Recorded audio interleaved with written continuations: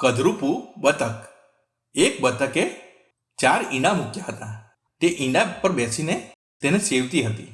તે ઈંડા સેવવા માટે આવી અને તેણે જોયું કે મેં 4 ઈંડા મૂક્યા હતા કે 5 ઈંડા મૂક્યા હતા. પછી તેને થયું કે ના, મેં 5 જ ઈંડા મૂક્યા હતા. અને તે 5 ઈંડાને સેવવા લાગી.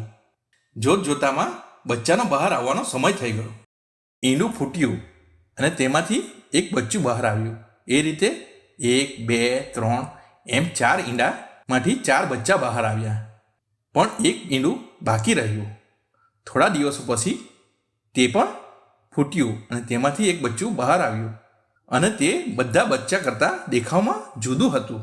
બતક તે બધા બચ્ચાને તરવા માટે લઈ ગઈ. બધા બચ્ચા તેની સાથે ના રમતા તેની મસ્કરી ઉડાવી અને તેનું નામ કદરૂપું પાડ્યું.